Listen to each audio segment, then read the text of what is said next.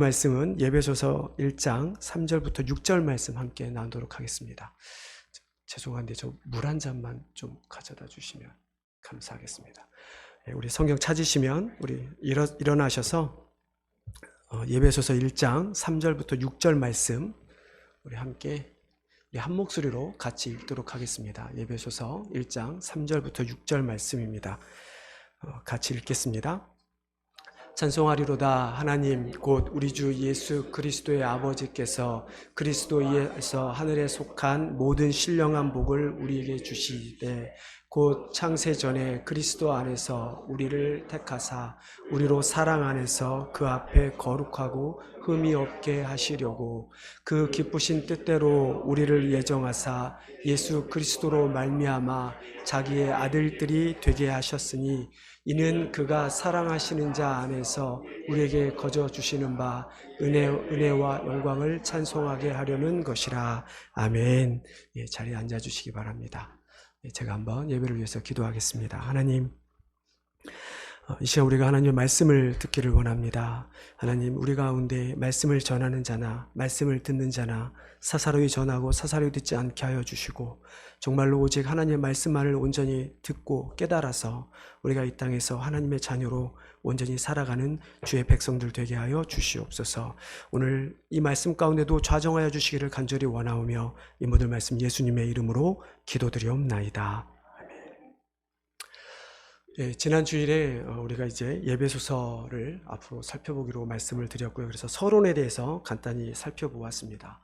예배소서는 바울이 그때 말씀드린 것처럼 예배소 지역에 있는 교회들 뿐만 아니라 주변에 있는 교회들에게도 보낸 회람용 서신이죠. 예배소와 그 다음에 그 지역에 있는 많은 교회들에게 퍼져 있던 문제들, 그 문제들을 일깨워주기 위함이었는데요.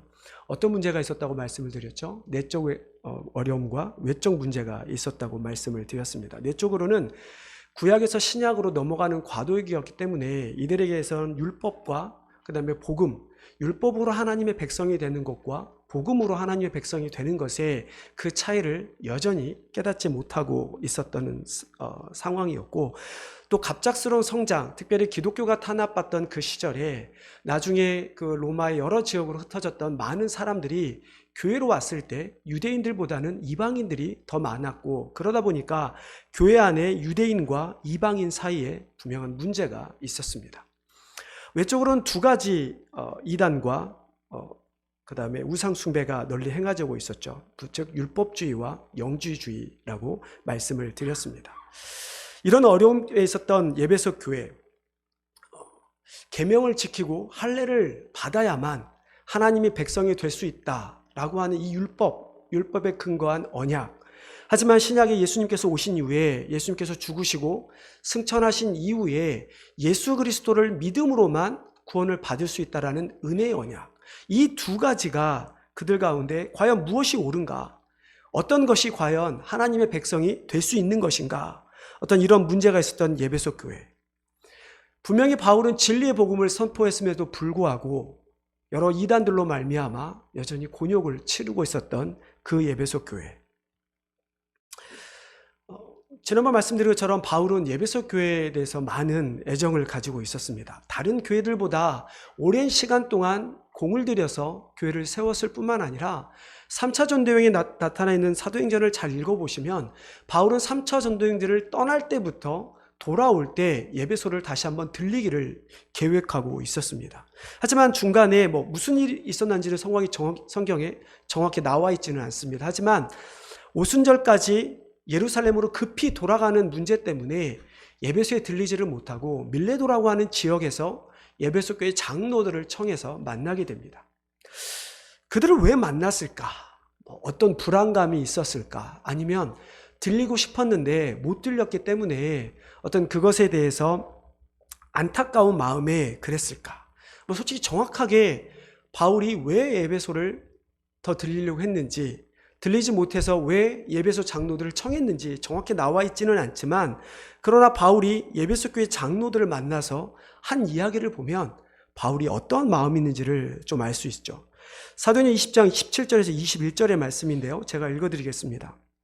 바울이 밀레도에서 사람을 예배소로 보내어 장로들을 청하니 오매 그들에게 말하되 아시아에 들어온 첫날부터 지금까지 내가 항상 여러분 가운데서 어떻게 행하였는지를 여러분도 아는 바니 곧 모든 겸손과 눈물이며 유대인의 관계로 말미암아 당한 시험을 참고 주를 섬긴 것과 유익한 것은 무엇이든지 공중 앞에서 각 집에서나 거리낌 없이 여러분에게 전하여 가르치고 유대인과 헬라인들에게 하나님께 대한 회개와 우리 주 예수 그리스도께 대한 믿음을 증언한 것이라.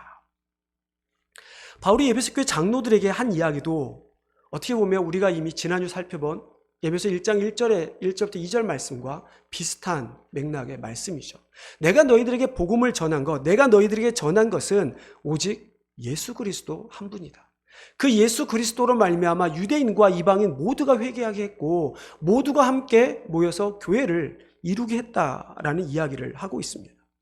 그러면서 바울은 내가 너희들에게 그 복음을 전할 때 내가 눈물과 겸손으로 정말로 나의 모든 것을 다해서 내가 교회를 세웠다라고 바울은 이야기를 했죠.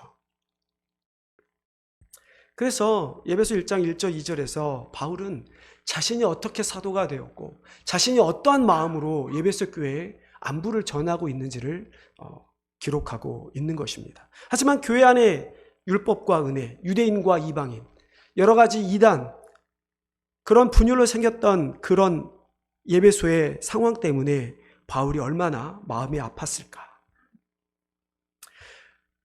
그래서 제가 지난주에 말씀드린 것처럼 에베소 전체의 주제는 모든 학자들이 동일하게 이야기를 합니다. 물론 조금씩 소주제들은 다르지만 분명한 것은 교회에 대한 이야기를 하고 있다라고 이야기를 하고 있죠.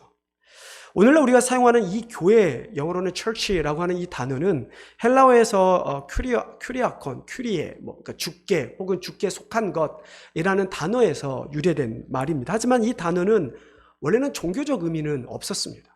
그냥 뭐랄까요? The Lord or Master of a property. 그러니까 자기가 어떤 갖고 있는 땅 혹은 재산의 주인을 나타내는 의미였는데요.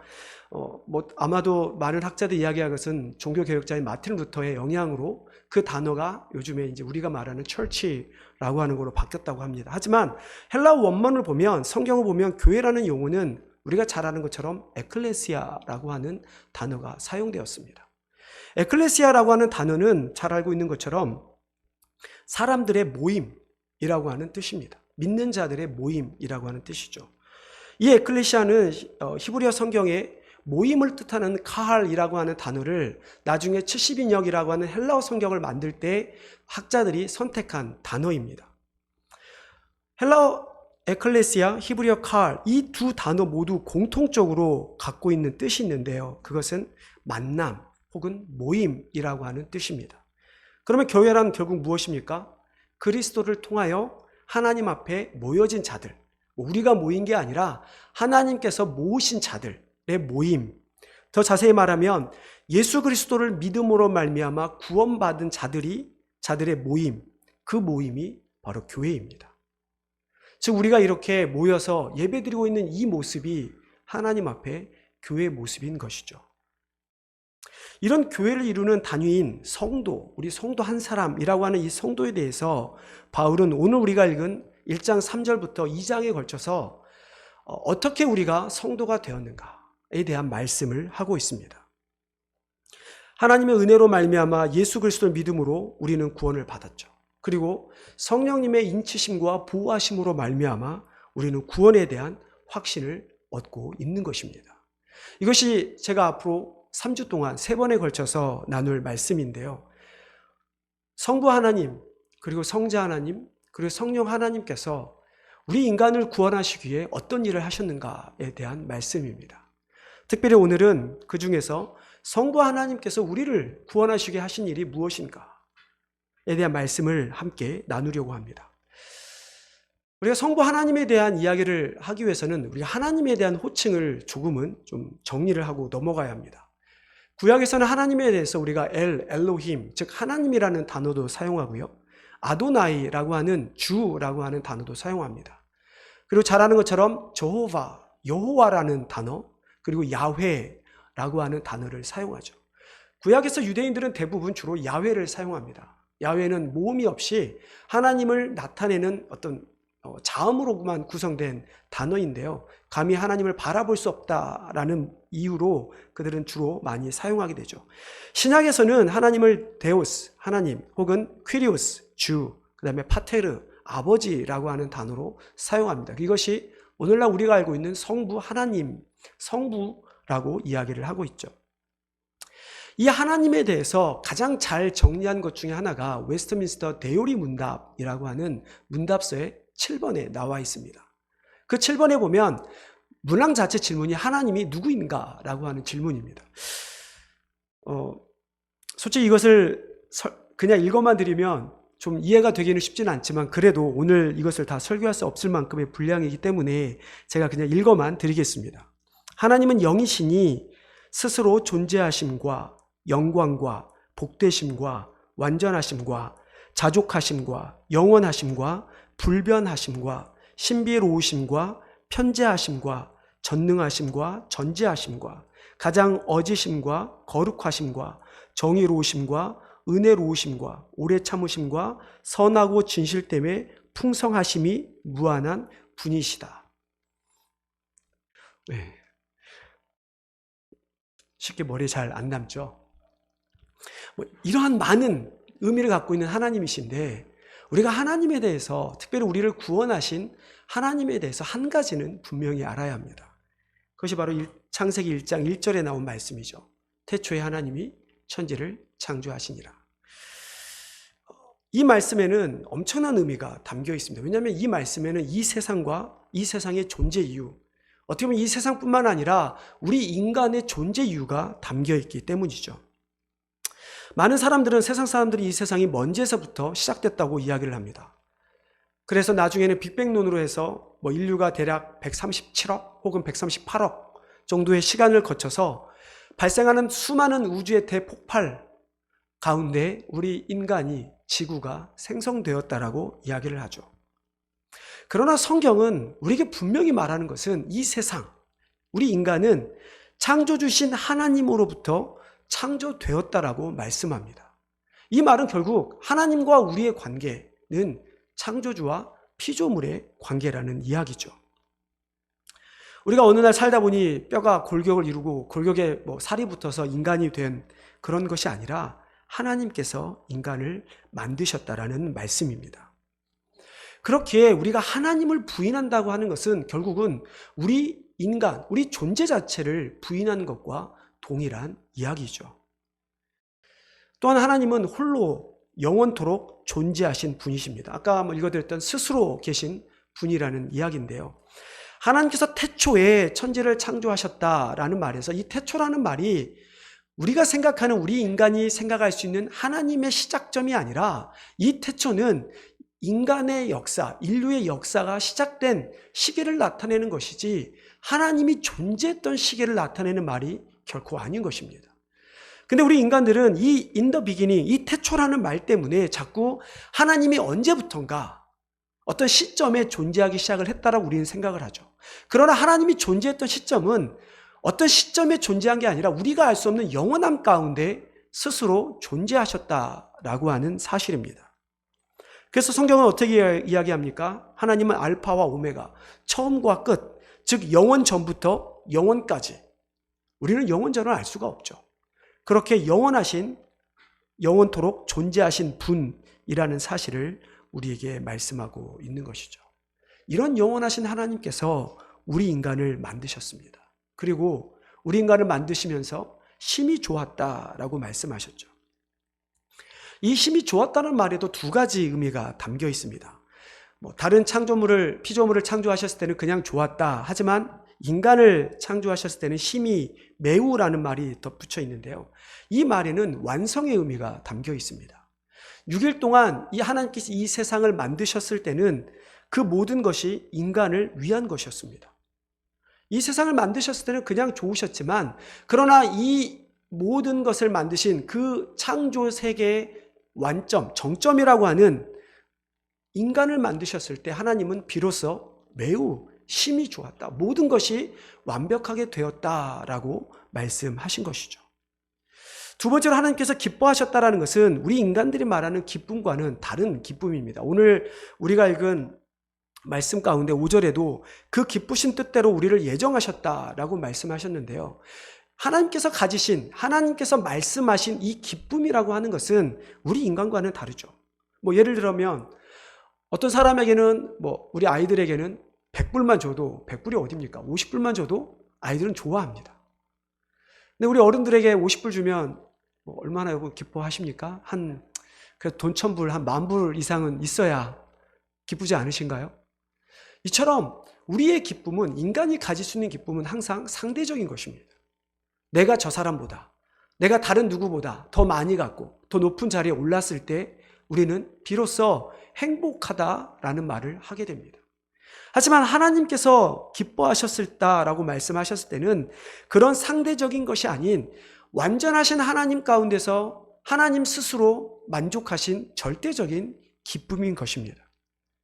누구와 비교해서 기쁨이 아니라 비교할 수 있는 존재도 없었고 비교할 수 있는 대상도 없었기 때문에 우리는 감히 하나님께서 기뻐하셨을 때 그 기쁨은 우리 인간의 기쁨으로는 도저히 상상할 수 없는 완전한 기쁨이었다라고 하는 말씀이죠.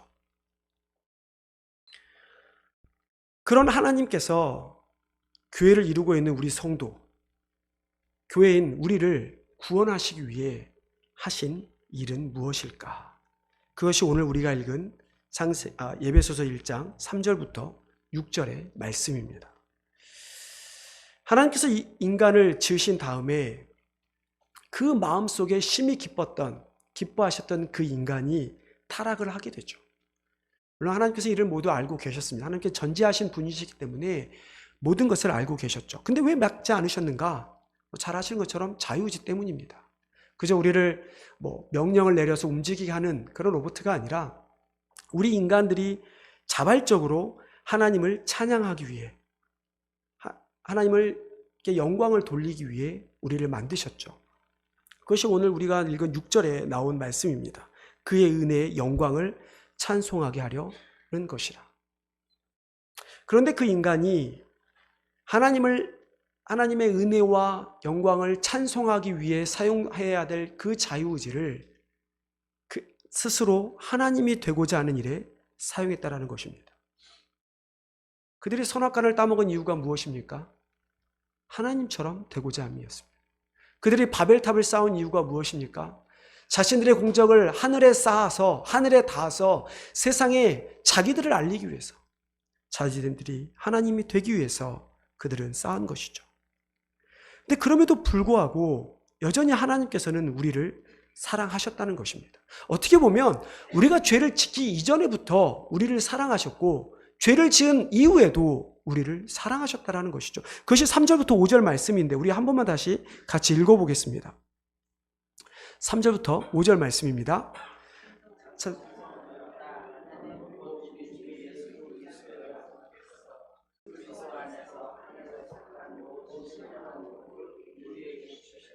곧 창세전에 그리스도 안에서 우리를 택하사 그의 앞에 산에서 그 앞에 거룩하고 흠이 없게 하시려고 그 기쁘신 뜻대로 우리를 예정하사 예수 그리스도로 말미암아 자기의 아들들이 되게 하셨으니, 하나님께서 신령한 복을, 하늘에 속한 모든 신령한 복을 우리에게 주시겠다고 약속하셨습니다.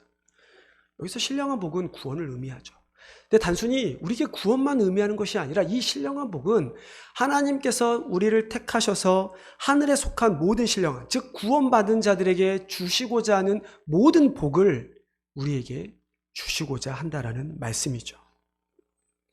그 복을 주시기 위해서 우리를 창세전부터, 우리가 이 땅에 태어나기 전, 그러니까 여러분, 내가 이 땅에 태어나기 전에 인간이 존재하기 전이었던 창세전부터 우리를, 지금 이 자리에 앉아있는 우리를 택하셨다라는 말씀입니다. 그런 우리가 타락할 줄 아셨기 때문에 창세전부터 그런 우리를 하나님 앞에서 거룩하고 흠이 없게 하시려고 하나님의 아들들이 되게 하는 계획을 세우셨다라는 말씀이죠. 지난주에 말씀드렸던 대로 이 편지를 읽은 1차 독자는 예배소 교회 성도들, 그리고 그리스도 안에 있는 신실한 자들입니다. 즉 예수 그리스도로 말미암아 구원받은 자들에게 쓴 편지입니다. 그러면 지금 사도 바울이 이 1장 3절에서 5절까지 우리에게 말씀하시고자 하는 것은 세상에 하나님께 택함받은 자들이 아닌, 택함받지 못한 자들이 아닌 지금 택함을 받아서 이 자리에 앉아있는 우리를 향해 이 편지를 쓰셨다라는 이야기죠. 그리고 우리는 이미 내가 예수님을 믿어서 이 자리에 앉아있는 것이 아니라 내가 예수님을 믿기 전부터 이미 하나님의 예정 가운데 있었기 때문에 우리가 예수님을 믿게 된 것이고 그리고 이 자리에 앉아있게 되었다라는 말씀입니다. 하나님께서 구원받을 자를 미리 예정해 놓으셨다. 예정론은 구원에 관한 신학적인 요소 중에 하나인데요. 구원에 대한 예정에 대해서 크게 두 가지를 예정되었다라는 것입니다. 첫 번째는 구원받은 사람이 예정되었다는 것입니다. 오늘 본문에 보면 창세전부터 우리를 택하사 예정하사 자기의 아들들이 되게 하셨다라고 말씀합니다. 그렇다고 한다면 분명히 어떤 인류가 시작했던 in the beginning이라고 하는 그 시점부터 예수님이 다시 오시는 그날까지 존재하는 모든 인간들 가운데 하나님께서는 이미 인간들을 만드시 전에 구원받을 자를 예정해 놓으셨다라는 말씀이죠. 나중에 살펴보겠지만 이것이 바로 에베소서 2장 8절과 9절에 나오는 말씀입니다. 너희가 그 은혜로 인하여 믿음으로 말미암아 구원을 받았으니 너희에서 난 것이 아니요 하나님의 선물이라. 행위에서 난 것이 아닌 이는 누구든지 자랑하지 못하게 함이라. 우리가 구원받아 하나님의 자녀가 된 것은 그저 하나님의 은혜고 하나님의 선택이고 하나님의 예정이었지 우리가 노력을 해서 하나님을 믿게 된 것이 아니라는 말씀입니다. 이 말은 또한 구원받을 자들이 예정되어 있다는 것은 역시 구원을 받지 못한 자들 또한 예정되어 있다는 것을 의미하죠. 누구는 구원을 받고 누구는 구원을 받지 못하는 것에 대해서 의아해 생각할 수도 있을지도 모르겠습니다. 실제로 저에게 물어왔던 사람이 있습니다. 이순신 장군이 원효대사가 구원을 받지 못하면 저는 믿지 못하겠습니다. 우리가 참 하나님에 대해서 너무 우리의 인간적인 생각에 하나님을 우리가 판단하고 하나님을 이해하려는 모습이 바로 이 모습이죠. 하나님께서 누구를 구원하셨든 누구를 구원하지 않으셨든 그것은 하나님께 속한 일인 것이지 우리가 이러쿵저러쿵 할 말은 결코 아닌 것이죠. 예정에 대해서 두 번째 것은 예정된 것은 바로 구원의 방법입니다. 실은 하나님께서 구원의 방법에 대해서 예정되었다, 예정하셨다라고 하는 이 사실만 안다면 우리는 이단에 빠질 일이 거의 없습니다. 하나님께서 인간을 구원하시기 위해 방법까지 예정해 놓으신 것이 무엇입니까? 바로 예수 그리스도입니다.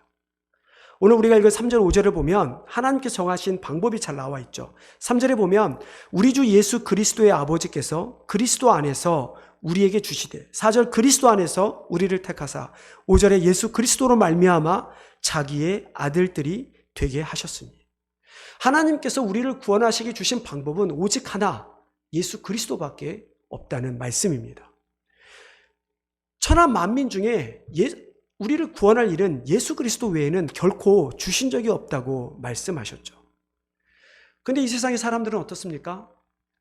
시작은 성경으로 출발은 하지만 어느 순간부터 구원의 방법이 예수 그리스도가 아니라 우리의 행위가 되었다가 혹은 안산홍이 되었든 또 누군가가 됐든 어떤 이단의 많은 일들이 생겨나게 되죠. 여러분 이단의 궁극적, 이단은 우리가 끝만 다르다는 것을 이단이라고 표현을 하는데요. 그 끝이 바로 우리의 구원의 방법인 것입니다. 예수 그리스도로 말미암아 구원을 받는 것이냐 아니면 또 다른 누군가로 혹은 무엇으로 말미암아 구원을 받는 것인가. 에베소 교회에 있었던 문제 그 중에 하나 그것이 바로 그들이 여전히 할례를 통해서 구원을 받을 수 있다고 하는 그 문제. 하나님께서 우리에게 주신 방법은 율법도 아니고 할례도 아니고 오직 예수 그리스도 한 분으로 우리를 구원하셨다는 것을 믿으시기를 바랍니다. 그렇기 때문에 우리는 바울이 에베소 교회가 가지고 있었던 그 문제 앞에 안타까워할 수밖에 없음을 우리는 알 수가 있습니다. 분명히 예수 그리스도만으로 구원을 받는다고 내가 이야기를 했는데 어떻게 너희들은 이제 와서 다른 것을 믿고 있느냐? 왜 너희는 대체 싸우고 있느냐? 유대인과 이방인이라고 하는 인종적으로 다른 그들, 하지만 문화적으로도 정치적으로 달랐던 그들, 서로 인정하지 못한 그들 모습을 보면서 바울이 이야기하는 것은 하나님께서 그리스도 예수 안에서 너희를 한 자녀로, 한 형제로 삼으셨다. 그러니 제발 너희들끼리 내가 옳네, 네가 옳다 그렇게 서로 싸우지 말라는 것입니다. 예정으로 택함을 받아 구원을 받았다고 하는 말은 내가 잘해서도 아니고 저 사람이 잘해서도 아닙니다. 그렇게 구원받은 사람들이 모여서 교회를 이루는 것도 내가 잘해서 교회를 세워지는 것도 아니고 저 사람이 교회를 세우는 것이 아니라 구원을 받은 성도들을 또조차도 하나님께서 하신 것이고 그 구원받은 성도들을 모아서 교회를 세운 것도 하나님께서 하셨다라고 하는 사실이죠. 저는 이런 부분에 있어서는 저희 교회가 하나님 앞에서 칭찬받는 교회가 되기를 바랍니다. 저희 교회 안에도 보면 언어적으로 다르고 인종적으로 다른 사람들이 모여 있습니다. 뿐만 아니라 세대가 다르고 소위 문화가 다른 사람들이 모여 있습니다. 이러한 많은 사람들이 모여 함께 예배드리며 교회를 세워가는 것은 결코 쉽지가 않죠. 저마다 알고 있는 지식이 다르고 저마다 했던 신앙의 경험이 다릅니다. 저마다 말씀을 깨닫는 정도도 다릅니다. 그렇기 때문에 교회를 함께 세워간다는 것은 결코 쉽지가 않죠. 그럼에도 불구하고 이 교회가 40년 넘도록 이 자리에 계속 있는 것은 무엇일까요? 그래서 하나님께서 우리를 부르셨고 이 교회를 세우셨기 때문입니다. 그리고 여전히 이 교회를 통해서 이루시고자 하는 사명이 있기 때문이죠. 여러분, 교회가 저희 교회만이 아닙니다. 교회가 세워지고 교회가 문을 닫는 것 너무 안타까워하지 마십시오. 하나님께서 그 교회를 향해서 주신 사명을 감당하면 때로는 교회가 문을 닫기도 해야 합니다. 그렇다고 해서 그것이 하나님의 나라가 없어지는 것이 결코 아니기 때문이죠. 이 지역에 오래 산 성도들이나 잠시 왔다 가는 성도님들 혹은 청년들 그리고 주일학교 학생들까지 수많은 다양한 사람들이 함께 모이는 이 교회 가운데 우리는 서로 존중하며 세워주며 하나가 되도록 노력해야 합니다. 다른 사람들을 깎아내리기보다는 어떻게 하든지 세워주고 미워하기보다는 사랑해야 하는 것이죠. 왜 그렇습니까? 내 노력으로 구원을 받았다면, 내 노력으로 이 교회를 세웠다면 우리는 마땅히 다른 사람을 정죄할 수 있습니다. 판단할 수 있습니다. 하지만 하나님께서 창세전부터 그리스도 안에서 우리를 자녀 삼으셨고 우리를 성도 삼으셔서 우리를 교회로 삼으셨다면, 그리고 6절의 말씀처럼 그것을 통해서 교회의 목적이 하나님의 은혜와 영광을 찬송하기 위함이라고 한다면 우리는 결코 분열되어서는 아니 되는 것이죠. 에베소 교회처럼 다른 일로, 다른 민족이기 때문에, 다른 문화이기 때문에 그들을 정죄하는 것이 아니라 그리스도 예수라는 한 분 때문에 구원을 받았다면, 하나가 되었다면 이제 서로 다름을 인정하고 그 다름을 보듬을 줄 알아야 한다는 이야기입니다. 하나님께서 우리 모두를 다르게 창조하셨습니다. 여기 있는 모든 사람이 다 다르고 모든 사람의 성격이 다 다르고 모든 사람의 수명이 다르고 모든 사람이 아는 것이 다릅니다. 그 가운데서도 우리가 하나 되어야 되는 이유 하나는 우리가 예수 그리스도라는 그 한 분의 이름으로 이 자리에 있기 때문이죠. 우리가 어떻게 하나 될 수 있습니까? 우리가 하나 되기 위해서는 나를 드러내는 것이 아니라 예수 그리스도를 드러내야 합니다. 내가 사역을 할 때도 나를 위해서 사역을 하는 것이 아니라 예수 그리스도를 위해서 사역을 해야 하는 것이고, 우리가 나가서 복음을 전할 때도 나를 드러내기 위해서, 나를 누군가에서 자랑하기 위해서 복음을 전하는 것이 아니라 정말로 하나님께 영광을 돌리기 위해 그리스도를 전하는 자들이 되어야만 하는 것이죠. 이것이 하나님께서 창세전에 하나님의 뜻 가운데 우리를 예정하신 그 뜻이고 우리가 이 자리에 앉아 예배를 드리는 이유가 되는 것입니다. 이제 우리를 만드신 창조주로 온전히 믿으시기를 바랍니다. 뿐만 아니라 그 창세전부터 우리를 사랑하셔서 우리를 택하신, 우리를 예정하신 그 하나님을 인정하시기를 바랍니다. 우리가 그 성부 하나님을 온전히 인정할 때 비로소 우리는 나라는 존재의 의미를 깨달을 수 있게 되는 것이고, 그 하나님께서 하신 일을 우리가 알 때 비로소 내가 이 땅에서 할 수 있는 일들의 의미를 찾을 수 있게 되기 때문이죠.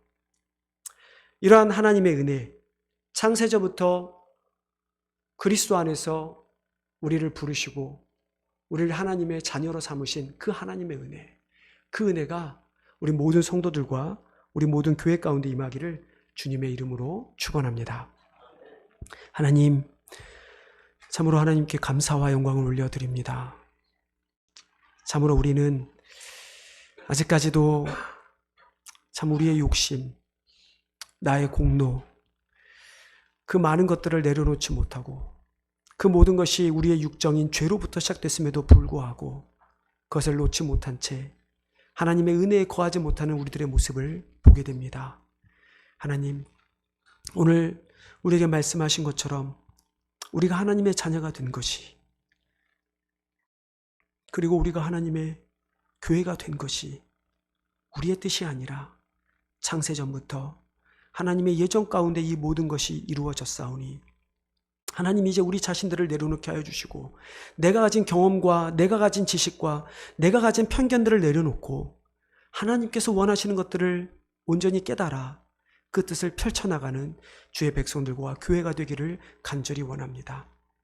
하나님께서 우리가 죄인 되기 전부터, 우리가 죄인 되어서 정말 예수님 그리스도의 이 땅에 오셔서 심판하는 그날까지 우리가 하나님의 은혜가 아니면 하나님의 심판을 벗어날 수 없다는 것을 깨닫고 항상 하나님의 은혜에 감사하는 주의 백성들 되게 하여 주시옵소서.